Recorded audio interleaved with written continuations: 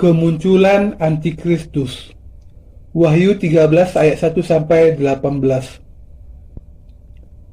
Berdasarkan bagian utama tadi, sekarang saya akan berbicara mengenai kemunculan Antikristus dan kematian orang-orang kudus. Dalam pasal 13 kita melihat ada binatang yang keluar dari dalam laut. Binatang ini yang memiliki 10 tanduk dan 7 kepala tidak lain dari Antikristus itu. Bagian itu menjelaskan kepada kita bahwa di tanduk binatang itu ada 10 mahkota dan di kepalanya ada nama hujat. Kita juga diberitahu bahwa binatang ini adalah seperti macan tutul dengan kaki seperti kaki beruang dan mulutnya seperti mulut singa. Sebagai tambahan, naga memberikan kepadanya kuasa, mahkota, dan kedaulatannya yang besar.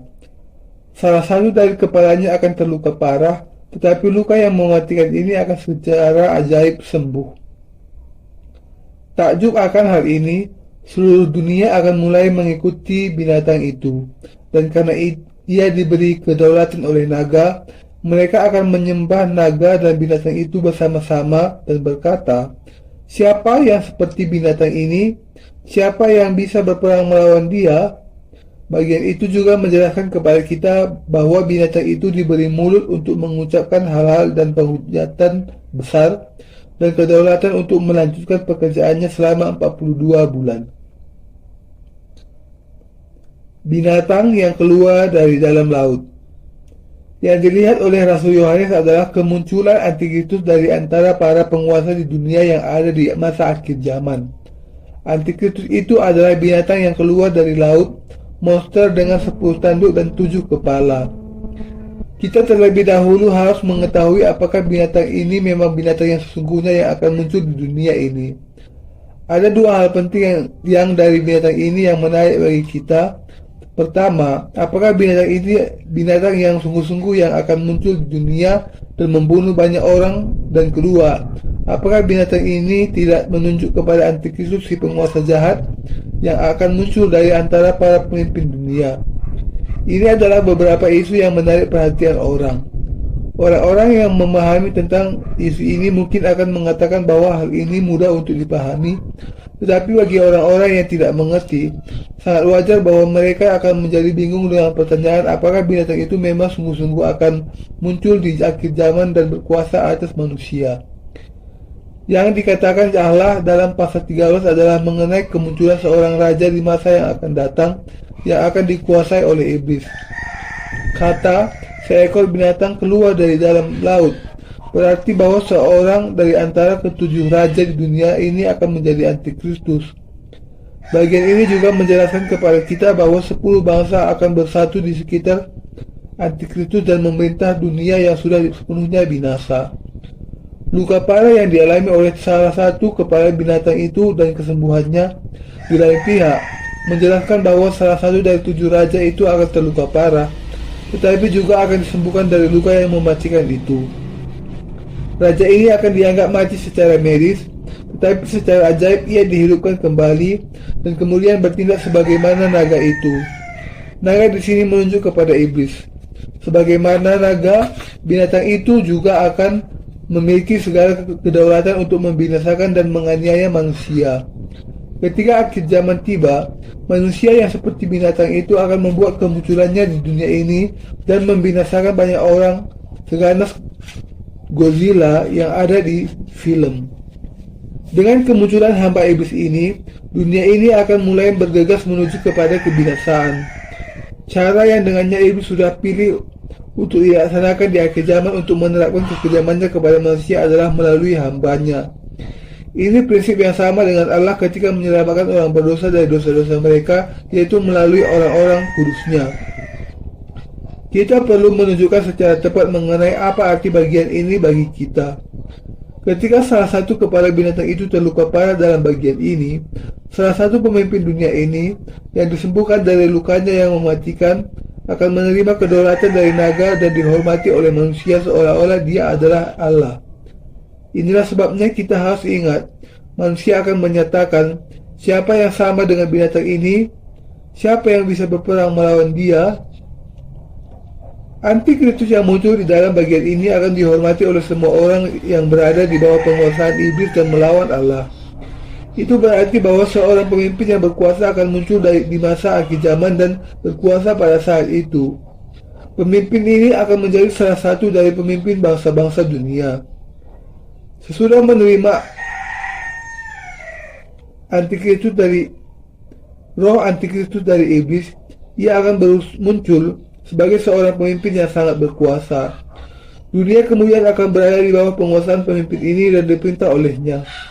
Dunia kemudian akan dipersatukan menjadi satu pemerintahan saja di masa yang akan datang. Bangsa-bangsa yang ada saat ini pada masa itu akan saling bekerjasama dan mengembangkan kekuasaan mereka atas seluruh dunia dengan memihak kepada pemimpin yang berkuasa itu. Di Eropa, sekarang kita mengenal adanya Uni Eropa, dan di Asia serta Amerika juga ada organisasi-organisasi yang berusaha mengadakan penggabungan dari pemerintahan individual menjadi satu badan politik saja. Kalau organisasi-organisasi yang demikian berkembang lebih jauh lagi, pemerintahan gabungan supranasional akan muncul, dan seorang pemimpin yang sangat berkuasa akan muncul dari pemerintahan gabungan yang demikian. Pemimpin ini akan memainkan peranan sebagai antikristus yang berdiri melawan Allah. Ia akan menjadi pemimpin karismatis dengan kuasa untuk memerintah dan menindas seluruh dunia sebagaimana yang dikehendakinya. Mengapa? Karena dengan menerima kemampuan dan kekuasaan yang besar dari naga iblis, hikmatnya akan berbeda dengan yang dimiliki orang-orang biasa, dan pikirannya juga akan menjadi berbeda dengan lainnya. Hikmat dan kuasanya akan mencapai langit. Apa saja yang dikatakannya akan digenapi tanpa mengalami masalah, dan tidak ada seorang pun yang berani menginginkan ke tempatnya. Masa pemerintahannya ini adalah masa kuda hijau kuning sebagaimana yang tertulis di dalam Wahyu pasal 6. Masa kuda hijau kuning sangat pasti akan terjadi di masa depan yang tidak lama lagi, dan dunia kemudian akan menjadi milik antikristus untuk sementara waktu. Tetapi orang-orang yang tidak mengenal kebenaran ini sebenarnya ingin melihat seorang pemimpin yang berkuasa seperti antikristus muncul. Orang-orang kudus bagaimanapun memahami kebenaran ini dan akan berjaga pada masa ini, sehingga ketika saatnya tiba, mereka bisa menahan dan berjuang melawan antikristus dan menjadi martir untuk mempertahankan iman mereka. Tidak banyak orang di zaman sekarang yang sepenuhnya berhormat kepada para pemimpin di negara mereka sendiri. Entah di negara manapun mereka hidup, orang pada umumnya dalam taraf tertentu memiliki semacam ketidakpuasan kepada para pemimpin negara mereka. Orang di seluruh dunia menantikan masa seorang pemimpin yang kuat dan memiliki kemampuan. Mengapa? Karena mereka menginginkan pemimpin yang bisa mengatasi semua masalah yang sudah menggunung di dunia ini, mulai dari kekurangan makanan sampai rusaknya lingkungan, masalah keagamaan, kemandekan ekonomi, ketegangan rasial, dan sebagainya.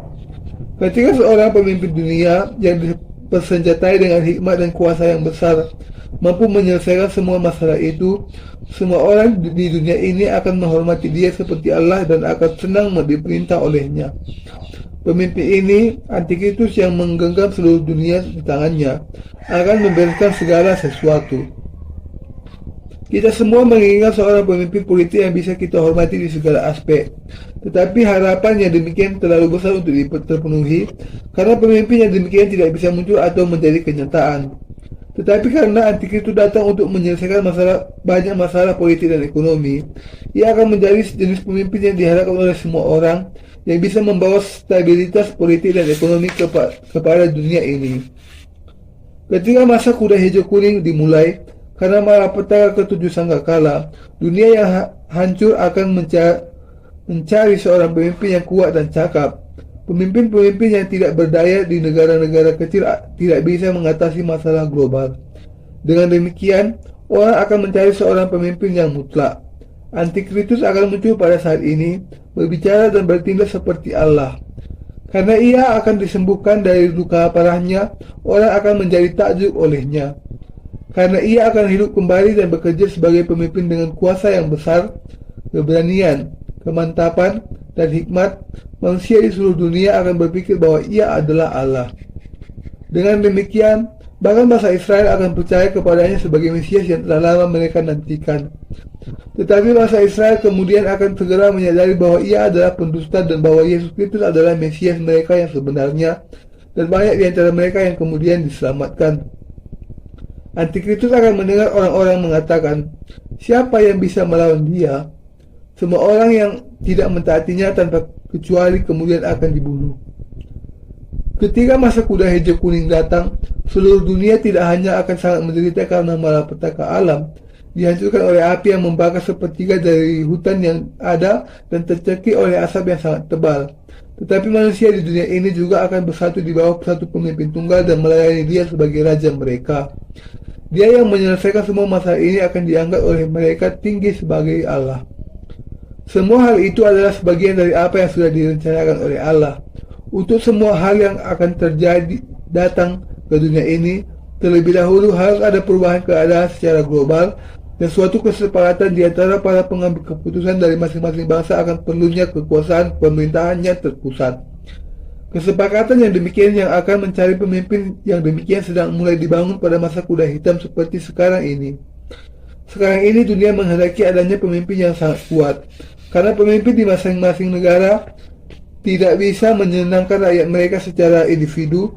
Manusia sekarang mencari seorang pemimpin yang kuat yang bisa menyelesaikan semua masalah yang sedang mereka hadapi.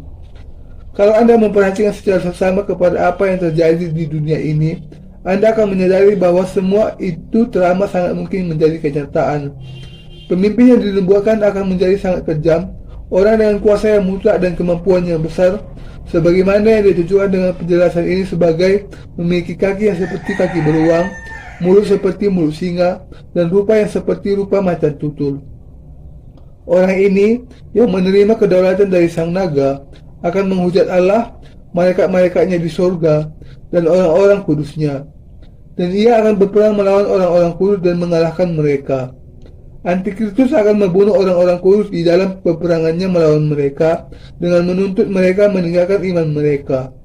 Karena orang-orang kudus tidak mau meninggalkan iman mereka pada saat itu, mereka semua akan menjadi martir.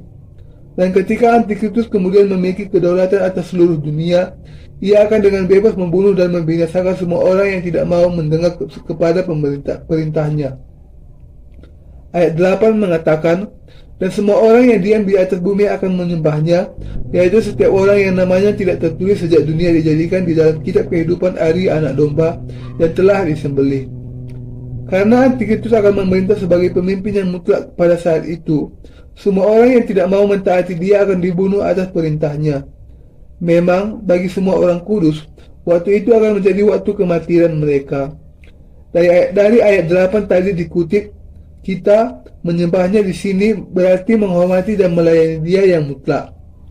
Di akhir zaman, Antikristus akan disembah oleh manusia di dunia ini, seperti Allah, menerima penghormatan yang jauh lebih besar dibandingkan dengan raja manapun yang pernah ada sebelumnya. Tetapi sekelompok orang tidak akan mau menyembah pemimpin ini. Mereka tidak lain adalah orang-orang Kristen yang dilahirkan kembali. Mereka tidak akan mau mengakui Antikristus sebagai Allah, dan dengan demikian mereka tidak mau menyembah dia dan kemudian akan dibunuh dalam mempertahankan iman mereka.